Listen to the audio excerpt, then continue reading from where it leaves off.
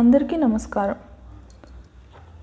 You idiot, ఒకరి personal క్యాబిన్కి వచ్చేటప్పుడు permission అడగాలని తెలియదా అంటూ గట్టిగా అరవగానే ఒక్క అడుగు వీళ్ళ వైపు వేసేవాడు కాస్త అక్కడే ఆగిపోతే ఇషాన్ మాత్రం షాక్ అయి సోనీ వైపు చూస్తూ ఉంటాడు. చక్రి బొమ్మలాగా అలాగే నిలబడిపోతే సోనీ మాత్రం విపరీతమైన కోపంతో, అసలు నీలాంటివాడు నా బేబీకి ఎలా ఫ్రెండ్ అయ్యాడో నాకు అర్థం కావట్లేదు. ఎప్పుడు చూడు తోకలాగే వెనకాలే తిరుగుతూ ఉంటావు. నీకు అసలు బుద్ధుందా? ఏదో ఫ్రెండ్షిప్ కొద్దీ చదివిస్తే ఇలా వచ్చేస్తావా? ఎక్కడి వాళ్ళు అక్కడ ఉండకుండా ఇలా తైతక్కలాడుతూ ఉంటారు. నేను ఎప్పుడో చెప్పాను నిన్ను దూరం పెట్టమని, కానీ నా మాటను పెడచెవిన పెట్టి ఈరోజు మా పర్సనల్ లైఫ్లో కూడా ఎంటర్ అయ్యేంత చనువిచ్చాడు. అసలు ఇషాన్కి బుద్ధి లేదు అనగానే నెక్స్ట్ మినిట్ ఇషాన్ చేతిలో సోనీ చెంప పగిలిపోతుంది. కానీ చక్రి మనసు గాయపడింది. ఇషాన్ ఏదో మాట్లాడబోయేలోపు చెయ్యి అడ్డం పెట్టి, క్షమించండి సార్, నీ పర్సనల్ లైఫ్లోకి ఎంటర్ అయ్యి చాలా తప్పు చేశాను. నా లిమిట్స్ ఏంటో నాకు చెప్పారు. ఇంకెప్పుడూ కూడా మీ లైఫ్లోకి కానీ ముందు మీ దగ్గరికి కానీ ఎప్పుడూ రాను, క్షమించండి అంటూ రెండు చేతులు జోడించి ఇషాన్ పిలుస్తున్నా కూడా పలక్కుండా అక్కడి నుండి ఫాస్ట్గా వెళ్ళిపోతాడు. సోనీ మాత్రం ఇషాన్ కొట్టిన దెబ్బకి గోడకి పిడకవుతుంది. అంటే వాల్కి కొట్టుకొని అక్కడే అతుక్కుపోతుంది. వెంటనే ఇషాన్ వైపు తిరిగి, నీకు అసలు నా మీద ప్రేమ ఉందా? ఆ ఈడియట్ కోసం అంటూ నెక్స్ట్ మాట బయటికి రాకుండానే ఇంకొక హస్తముద్ర తన చెంపకి వేయగానే ఈసారి దెబ్బ గట్టిగా తగలడంతో రెండు చేతులతో తల పట్టుకొని అలాగే ఉండిపోతుంది. దిమ్మ తిరిగి మైండ్ బ్లాక్ అవ్వడం అంటే ఏంటో ఇప్పుడు పాపకు అర్థమైంది. తన వైపు సీరియస్గా వేలు పెట్టి బెదిరిస్తూ, అసలేమనుకుంటున్నావు నువ్వు? వాడు నా చైల్డ్హుడ్ ఫ్రెండ్. మా ఇంట్లో వాళ్ళు నాతో సమానంగా చూస్తారు వాడిని. అటువంటి నా ఫ్రెండ్ని పట్టుకొని నీ ఇష్టానుసారం మాట్లాడడానికి హౌ డేర్ యూ? వాడు ఈడియట్ కాదు, నువ్వే స్టూపిడ్వి. సోనీ మాత్రం కళ్ళల్లో నీళ్లు పెట్టుకుంటూ అలాగే చూడడంతో, నువ్వు నన్ను ప్రేమించిన అమ్మాయివి కాబట్టి ఇంతటితో వదిలేస్తున్నాను. ఇంకొకసారి ఇలా అమర్యాదగా నా ఫ్రెండ్తో మాట్లాడినా నీ ప్రాణాలు తీసేస్తాను, జాగ్రత్త అంటూ గెట్ అవుట్ అంటూ గట్టిగా అరవగానే జరిగిన అవమానానికి కోపంతో రగిలిపోతూ తన బ్యాగ్ మొబైల్ తీసుకొని, నువ్వు ఇంతకి ఇంత అనుభవిస్తావు చూడు, నువ్వే నా దగ్గరికి వచ్చినా నేను అస్సలు నీతో మాట్లాడను అంటూ తిక్కమ్మ శబదాలు చేసుకుంటూ అక్కడి నుండి వెళ్ళిపోతుంది. ఇషాన్ ఆఫీస్లో ఇంకొక దారి నుండి నేరుగా పార్కింగ్ ఏరియాకి వెళ్తాడు. అంటే ఈ దారి గుండా వెళ్తే ఫాస్ట్గా అక్కడికి వెళ్ళొచ్చు. కానీ లాభం లేదు, అప్పటికే చక్రి కార్ వెళ్ళిపోయింది. మొట్టమొదటిసారి ఇషాన్కి తన మీద తనకే చాలా కోపంగా అనిపించింది. చక్రి ఎంత బాధపడ్డాడో అతని గొంతులోని బాధే తెలుపుతుంది. ఇషాన్ మాత్రం వెంటనే సెక్యూరిటీకి కాల్ చేసి చక్రి గురించి అడగగానే, సార్ చాలా ఫాస్ట్గా వెళ్ళిపోయారు సార్ అని చెప్తారు. తన మొబైల్ తీసుకొని చక్రికి ట్రై చేస్తూ ఉంటే ఇషాన్ పేరు చూడగానే కట్ చేస్తాడు. మళ్ళీ ట్రై చేస్తూ ఉంటే మొబైల్ స్విచ్ ఆఫ్ చేసేస్తాడు. తన కారు తీసుకొని ఇషాన్ ఫ్లాట్కి బయలుదేరుతాడు. అంటే తన పేరెంట్స్ ఇద్దరు ఫారిన్లో ఉంటారు, ఇషాన్ ఒక్కడే ఫ్లాట్లో ఉంటాడు. లైఫ్లో ఫస్ట్ టైం చాలా ర్యాష్గా డ్రైవ్ చేస్తూ ఇషాన్ చక్రి ఫ్లాట్కి రాగానే ఆల్రెడీ లాక్డ్. ఎందుకు చాలా ఫ్రస్ట్రేషన్ వచ్చేసింది. చక్రి మాత్రం సిటీ అవుట్స్కట్స్కి వెళ్ళిపోయి ఒక నిర్మానుష్యమైన ప్లేస్లో కార్ ఆపేసి అలాగే కళ్ళు మూసుకొని సీట్కి వెనక్కి వాలిపోతాడు. ఎందుకో మనసంతా చాలా బాధగా అనిపించింది. ఫస్ట్ టైం ఇషాన్కి చక్రికి మధ్యలో ఒక వ్యక్తి రావడం, అది కూడా తను అవమానం పొందడం, ఎందుకో ఆ విషయాన్ని జీర్ణించుకోలేకపోతున్నాను. ఇషాన్ ఎన్నిసార్లు ఫోన్ ట్రై చేసినా కూడా స్విచ్ ఆఫ్ వస్తూ ఉండడంతో మొబైల్ పక్కన పడేసి మళ్ళీ ఆఫీస్కి వెళ్ళిపోయి వర్క్ చేయాలనిపించగా అలాగే కళ్ళు మూసుకొని ఉండిపోతాడు. ఇక ఆ రోజుకి వర్క్ ఏం చేయాలని అనిపించలేదు. కానీ తను సబ్మిట్ చేయాల్సిన వర్క్ మాత్రం ఉంది. ఏం చేయాలో అర్థం కాలేదు, మైండ్ ఫ్రెష్గా లేదు. కాబట్టి ఇంటికి బయలుదేరుతాడు. అప్పటికే సాయంత్రం అయిపోయి ఉండడంతో కన్నమ్మ మాత్రం ఇక్కడ ఇంటినంతా రచ్చరచ్చ చేసేస్తూ అందరిలో ఉన్న అల్లరి బయటికి తేవాలని ప్రయత్నాలు చేస్తూ ముందుగా పిల్లలతో సక్సెస్ అవ్వాలి అని చూస్తుంది. వాళ్ళు స్కూల్ నుంచి రాగానే స్వయంగా తనే ఫ్రెష్ చేయించి స్నాక్స్ పెట్టేసి ఆటలు మొదలు పెడుతుంది. ఇక పిల్లలు మాత్రం, పిన్ని ఈరోజు కొత్త గేమ్ ఆడదామనగానే బుర్రగొక్కుంటూ అదేంటది అనగానే గార్డెన్లోనే కూర్చొని పువ్వులు మాలగా కడుతున్న అంజలి గారు కొత్త ఆట ఆడాలంటనే అదే చెప్తున్నారు పిల్లలు అనగానే, ఏట ఆడదాం అంటూ కొంచెం సేపు ఆలోచన చేసి దాగుడు మూతలు ఆడదామా అంటుంది. పిల్లలు అదేంటి పిన్ని అనగానే లోపలికి వెళ్ళి ఒక క్లాత్ తీసుకొని ముందు పిల్లలకి అంటే చిన్నుకి క్లాత్తో కట్టేసి రౌండ్గా తిప్పగానే ఇప్పుడు నువ్వు మమ్మల్ని పట్టుకోవాలి బుల్లోడా అంటుంది.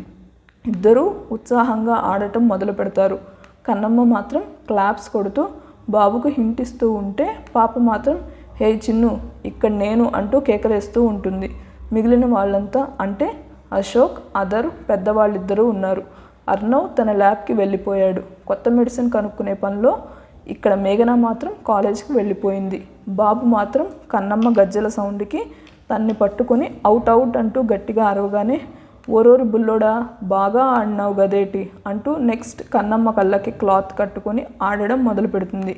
ఇక్కడ కన్నమ్మ పిల్లల్ని పట్టుకోవడానికి ట్రై చేస్తూ ఉంటుంది. అప్పుడే ఇషాన్ బాబు ఎంట్రీ ఇస్తాడు. నేరుగా ఇంట్లోకి వెళ్తూ ఉంటే తనను చూసిన అంజలి గారు కన్నా అని పిలుస్తుంది. ఎందుకంటే త్వరగా ఆఫీస్ నుంచి ఇంటికి రావడమే కాకుండా ఎందుకో చాలా డల్గా ఉన్నట్టు అనిపించింది. అందుకే పిలుస్తుంది. ఇక్కడ కన్నమ్మ మాత్రం అంజలి గారు పిలిచింది వినిపించుకోలేదు. ఎందుకంటే పిల్లలు గట్టిగా కేకలేస్తూ క్లాప్స్ కొడుతూ ఉన్నారు. ఆ సౌండ్లో వినిపించలేదు. పిల్లలు వెంటనే ఇషాన్ అంజలి గారికి దగ్గరికి వస్తూ ఉంటే తను వెనక్కి వెళ్ళిపోతారు. వాళ్ళు క్లాప్స్ కొడుతూ అలాగే అరుస్తూ ఉండటంతో సౌండ్ వచ్చిన వైపు వెళ్తుంది. కరెక్ట్గా వెళ్ళి ఇషాన్ గుండెల మీద చేయి పెడుతుంది. అంతే. అప్పటి వరకు చాలా చిరాగ్గా ఉన్న ఇషాన్కి ఎందుకో ప్రశాంతంగా అనిపిస్తుంది. కన్నమ్మ మాత్రం వెంటనే ఊరోరు బుల్లోడా ఏటప్పుడే ఇంత పెద్దగా అయిపోయినావా, ఓయమ్మ ఓలమ్మ ఓతల్లో ఏటన్నా తిన్నావా ఏటి అంటే ఆ డబ్బాలో చూపిస్తారు కదేటి అదేదో పొడి కలుపుకొని పాలల్లో తాగితే ఎంత పెద్దగా అయిపోతారని. అంటే మన బేబీ ఉద్దేశంలో బూస్ట్, హార్లిక్స్ అలా అన్నమాట. హే కన్నమ్మ జాగ్రత్త, అసలే మీ ఆయన చాలా మంట మీద వచ్చాడు ఇంటికి. అయినా ఇదేంటమ్మా ఈ చిత్రం, ఇప్పటిదాకా చాలా చిన్నగా ఉన్నావు, అంతలోనే బేగి పెద్దగా అయిపోయినావా. ఏదేమైనా ఈ పట్నం పోకళ్ళు చాలా చిత్రంగా ఉంటాయబ్బా. మిగిలిన వాళ్ళు కొంచెం టెన్షన్గా చూస్తూ ఉంటే కన్నమ్మ మాత్రం ఇషాన్ గుండె మీద ఒక చెయ్యి పెట్టి ఇంకొక చేత్తో ముఖం మీద తడమగానే చేతికి మీసాలు గుచ్చుకోగానే అదే ఇంత చిన్న పిల్లోడికి మీసాలు కూడా వస్తాయా అంటూ ఎందుకో తెలియకుండా గుండె చాలా గట్టిగా కొట్టేసుకుంటూ ఉంటే ఓయమ్మో ఇదేంటి ఇదేదో చాలా చిత్రంగా ఉంది అంటూ ఇంకా ఏదో మాట్లాడబోయేలోపు బాబు గారికి తలలో పురుగులు తిరిగేసి ఏ యూజ్లెస్ ఫెలో అంటూ గట్టిగా అరవగానే వెంటనే కన్నమ్మ భయంగా తన కళ్ళకు ఉన్న గంతల మీద చేతులు పెట్టుకొని ఓయమ్మ ఇదేంటి పెనిమిటి గొంతులాగుంది అంటూ కళ్ళకున్న గంతలు తీయగానే వెంటనే ఎదురుగా ఉన్న మనిషిని చూడలేకపోయింది. ఒక్క నిమిషం తర్వాత కళ్ళు నలుపుకొని చూడగానే కోపంగా ఉరిమురిమి చూస్తూ ఉంటాడు. తన భర్త వైపు చూసి పెనిమిటి అంటూ ఏదో మాట్లాడబోయేలోపు అసలేమనుకుంటున్నావు నువ్వు, ఏమైనా చిన్నపిల్లవా ఇలా ఆటలాడడానికి, అయినా ఎదురుగా మనిషి ఎవరో కూడా తెలుసుకోలేవా నువ్వు, నీ పిచ్చివాగుడు అంటూ తనలో ఉన్న ఫ్రస్ట్రేషన్ మొత్తం బయట పెడుతూ ఉంటాడు. అంటే ఇప్పుడు సోనీతో గొడవ, మళ్ళీ చక్రి ఫోన్ ఎత్తట్లేదు, అవన్నీ కలిపి కన్నమ్మ మీద అరుస్తున్నాడనమాట. అంజలి గారు మాత్రం ఇషాన్ చేయి పట్టుకొని కన్నా ఏంటి మాటలు, ఎందుకు తన మీద అలా అరుస్తున్నావు, ఏదో తెలియక పొరపాటును నిన్ను పట్టుకొని అలా మాట్లాడింది, అంతేకాని కావాలని చేయలేదు కాదు కన్నా అనగానే ఏంటమ్మా అసలే ఉన్న ప్రాబ్లమ్స్ చాలావా నాకు, అసలే చాలా ఇరిటేషన్తో వచ్చాను ఇంటికి, ఇదేమో పెనిమిటి అంటూ తిక్కవాగుడు వాగి ఉన్న మెంటల్ ఇంకాస్త పెంచుతుంది, నాకు ముందు ఇక నుండి లోపలికి వెళ్ళు అంటూ గట్టిగా అరవగానే అసలే తనకి గ్యాప్ ఇవ్వకుండా తిడుతూ ఉన్నాడు. ఇప్పుడు అలా గట్టిగా కసరగానే ఏడుపు వస్తున్నా బలవంతంగా ఆపుకొని లోపలికి పరిగెత్తినట్టే వెళ్ళిపోతుంది. అందరూ కన్నమ్మ అని పిలుస్తున్నా కూడా ఆగలేదు. అదరు మాత్రం విసురుగా తమ్ముడి దగ్గరికి వచ్చి కన్నా ఏం చేస్తున్నావో తెలుస్తుందా నీకు, అసలు ఎందుకు నువ్వు తన్ని బాధ పెట్టావు, నిన్ను ఏమనిందని, ఎక్కడో ఉన్న కోపం తన మీద చూపకూడదు కన్నా, ఎంత బాధపడిందో చూడు, ఆ అమ్మాయిని ఎందుకు అలా ఏడిపిస్తావు. ఇషాన్ మాత్రం తన అన్నయ్య వైపు చూస్తూ అన్నయ్య అసలే చాలా ఇరిటేషన్లో ఉన్నాను, దాని గురించి నా దగ్గర మాట్లాడకు, ఎప్పుడు చూడు పెనిమిటి అంటూ ఏదో ఒకటి వాగుతూ ఉంటుంది అంటూ తను కూడా విసురుగా లోపలికి వెళ్ళిపోతాడు. జమున గారు అంజలి వైపు చూస్తూ ఏంటే వాడు అలా మాట్లాడుతూ ఉన్నాడు, అసలు ఏమైంది అనగానే అశోక్ గారు మాత్రం ఏదో కోపంలో ఉన్నాడు, బిజినెస్లో ఇవన్నీ మామూలే కదా, మీరేమీ టెన్షన్ పడకండి, కొంచెం అయితే మామూలు అయిపోతాడు, ముందు కన్నమ్మ సంగతి చూడండి అనగానే అంజలి గారు పరిగెత్తినట్టే లోపలికి వెళ్తారు. తను వెళ్ళగానే కన్నమ్మ ఎక్కడా కనిపించలేదు. కంగారుగా చుట్టూ గమనిస్తుంది, కిచెన్లో చూస్తుంది, కింద ఉన్న గెస్ట్ రూమ్లో చూస్తుంది. ఎక్కడా కనిపించకపోయేసరికి కాస్త కంగారుగా కన్నమ్మ కన్నమ్మ అంటూ గట్టిగా పిలుస్తుంది. తర్వాత అనుమానం వచ్చి మళ్ళీ తను ఉన్న రూమ్లోకి వెళ్ళగానే రూమ్లో చూస్తుంది. కనిపించలేదు. కానీ బెడ్కి అటువైపున ఎవరో ఉన్నట్టు అనిపించడంతో వెంటనే అటువైపు వెళ్తుంది. కింద కూర్చొని మోకాళ్ళ చుట్టూ చేతులు వేసుకొని ఎటో చూస్తూ కనిపిస్తుంది. వెంటనే తన భుజం మీద చేయి వేయగానే తన కన్నీళ్లు తుడుచుకొని అంజలి గారి వైపు చూస్తూ ఏటత్తా అంటుంది. ఆవిడ కూడా కింద కూర్చొని తన కన్నీళ్లు తుడుస్తూ ఇలా ఏడవచ్చామా? అమ్మవి కదా, వాడి తరపున మన్నించమని నేను అడుగుతున్నాను అమ్మా అనగానే వెంటనే అంజలి నోటి మీద చేయి వేసి, అత్త నువ్వు మాట్లాడేది నాకేటీ నచ్చట్లేదు. అయినా నన్ను తిట్టింది ఎవరు? నా పెనిమిటే కదా. పెనిమిటి ఏమైనా చేయొచ్చు, తిట్టొచ్చు, కొట్టొచ్చు, శివరాకన్నా చంపొచ్చు కూడా. ఆ అధికారం ఒక్క పెనిమిటికి మాత్రమే ఉంటుంది అనగానే ఒక్క క్షణం అంజలి గారు ఆశ్చర్యంగా చూస్తూ, ఎంత మెచ్యూరిటీగా మాట్లాడుతున్నావే నువ్వు అనగానే కన్నమ్మ మాత్రం అయోమయంగా చూస్తూ, ఏంటో మాట్లాడుతున్నావు అత్త, నాకేటీ అర్థం కాలేదు. ఏం లేదమ్మా, చాలా ఉన్నతంగా ఆలోచిస్తున్నావు నువ్వు, చాలా గొప్పగా కూడా. ఇలా నీలా ఎవరు ఆలోచిస్తారు? భర్త చిన్న మాట అంటేనే అలిగి రాద్ధాంతం చేస్తారు. అయినా నీకు విషయాలు ఎవరు చెప్పారే అనగానే, ఎవరు చెప్పేదేముందత్తా, మాయే చెప్పినాడు సానా విషయాలు. ఎందుకంటే నాకు తల్లి లేదు కదా. రేపు అత్తారింటికి వెళ్తే నిన్ను మీ అయ్యా అమ్మ ఇట్ట పెంచినారని మాట రాకూడదు కదా. ఏదైనా సరే సర్దుకుపోవాలని చెప్పినాడు. పెనిమిటి దేవుడితో సమానం. అతగాడు ఏటి చేసినా మనం కాస్త సర్దుకొని పోతే సమస్య తీరిపోద్ది. అట్టాగే మా పెద్ది కూడా చెప్పినది. పెనిమిటి ఎప్పుడైనా ఓ మాట అన్నాడంటే బేగి తొందరపడకుండా ఓ పాలి ఆలోచించాలా. ఆడు బయట శానా పనులతో సతమతమై ఇంటికి వచ్చినప్పుడు ఈసారి ఇయాలే కానీ ఆడి మనసు కట్టపెట్టి మనం ఇంకో తలనొప్పి కాకూడదు అని.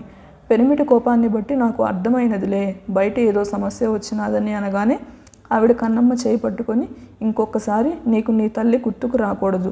ఎందుకంటే నేనున్నాను కదా అమ్మ, నిన్ను మీ అమ్మలాగే చూసుకుంటాను. ఇంకెప్పుడు ఇలా బాధపడకురా. నువ్వు బాధపడితే నేను చూడలేను.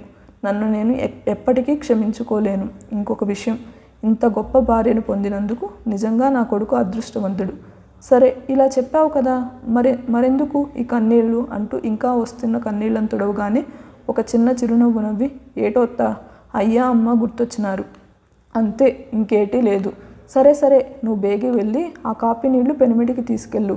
ఏటో చాలా చిరాకు పరాకులో ఉండాడు అంటూ తను లేచి, నువ్వు ఉండు, నేను టీ పెడతాను, నువ్వు వెళ్ళి పెనిమిటికి, నేను ఇస్తే ఇంకా కోపం పెంచుకొని తలనొప్పి ఎక్కువ చేసుకుంటాడు అంటూ గబగబా కిచెన్లోకి వెళ్ళి టీ పౌడర్ వేసేసి అందులో కాస్త అల్లం వేసేసి ఇంకా ఇలాచీ కూడా వేసి బయట గార్డెన్లోకి పరిగెత్తుకుంటూ వెళ్ళి ఏదో రకరకాల ఆకులు తెచ్చి కొన్ని నిమిషాల తర్వాత అదో రకమైన కలర్లో ఉన్న టీ తీసుకువచ్చి అంజలి గారి చేతిలో పెట్టి, బేగి ఎత్త అనగానే దానివైపు కొంచెం విచిత్రంగా చూస్తూ, ఏంటే ఇలా ఉంది, అసలే నీ మొగుడు మంట మీద ఉన్నాడు, టేస్ట్లో అటు ఇటు తేడా వచ్చేస్తే ఇద్దరిని చంపేస్తాడు అనగానే, అబ్బా ఏటి కాదు, నువ్వు గాబరా పడకుండా బేగి వెళ్ళి ఇది పెనిమిటికి అంటూ తొందరగా చేస్తుంది. అబ్బా చెప్తే వినవు కదా అంటూ ఆవిడ కొడుకు గదిలోకి వెళ్ళగానే ఫ్రెష్ అయ్యి బాల్కనీలో నిలబడి ఎటో చూస్తూ ఉంటే కొడుకు భుజం మీద చేయి వేయగానే వెనక్కి తిరిగి తన తల్లిని చూడగానే ఆవిడ భుజం మీద వాలిపోతాడు. ఆవిడ ఒక చేత్తో టీ కప్పు జాగ్రత్తగా పట్టుకొని ఇంకొక చేత్తో కొడుకు వీపు మీద చేయి వేసి మెల్లిగా తడుతూ, ఏమైంది నా కన్నాకి అనగానే ఏం మాట్లాడకుండా సైలెంట్గా ఉండటంతో అక్కడే ఉన్న ఉయ్యాలలో ఆవిడ కూర్చొని కొడుకుని పక్కన కూర్చోబెట్టుకోగానే ఆవిడ భుజం మీద తల పెడతాడు. మెల్లిగా తలపైన చేయి వేసి, ఏమైంది కన్నా, నాకు చెప్పకూడదా అంటూ కొడుకు చేతిలో టీ కప్పు పెట్టగానే దానివైపు చూస్తూ మామూలుగా కూర్చొని, ఏంటి మమ్మీ ఇలా ఉంది అంటాడు. అది ఏంటో తర్వాత చెప్తాను, ముందు ఇది తాగి రిలాక్స్ అవ్వు అంటుంది కోడల మీద ఉన్న నమ్మకంతో. ఫస్ట్ ఒక సిప్ తాగగానే స్మెల్తో పాటు టేస్ట్ కూడా డిఫరెంట్గా ఉంది. అదో రకమైన హాయిని ఇస్తుంది. ఆగకుండా మెల్లిమెల్లిగా ఒక్కొక్క సిప్ చేస్తూ ఫస్ట్ టైం టీని ఆస్వాదిస్తూ తాగి కళ్ళు మూసుకుంటాడు. కోడల పనితనం గురించి మెచ్చుకోకుండా ఉండలేకపోతారు అంజలి గారు. నిజంగా కన్నమ్మ చేతిలో మాటలు ఏదో తెలియని అద్భుతం దాగి ఉంది అనుకుంటుంది. ఇషాన్ మాత్రం కప్పు వైపు చూస్తూ, మమ్మీ టీ అప్పుడే అయిపోయాయి, కొంచెమే తీసుకొచ్చావేంటి, ఇంకా ఉన్నాయా అంటూ అడగగానే కొడుకు వైపు ఆశ్చర్యంగా చూస్తూ, ఏంటి కన్నా టేస్ట్ నచ్చిందా అనగానే, నచ్చిందా అని మెల్లిగా అంటావేంటి మమ్మీ, అసలు ఇంత టేస్టీ టీ నువ్వెప్పుడు పెట్టలేదు, ఇదైతే అద్భుతం అంటాడు. ఏమయ్యా మా కన్నమ్మ మాట్లాడితే కాకిలాగా అరుస్తావు, టీ పెడితే మాత్రం లాస్ట్ సిప్పుతో సహా నాకేస్తావు. ఇదేమైనా బాగుందా నీకు? ఈ వీడియో కనుక మీకు నచ్చినట్టయితే లైక్ చేసి మా ఛానల్ని సబ్స్క్రైబ్ చేసుకోండి.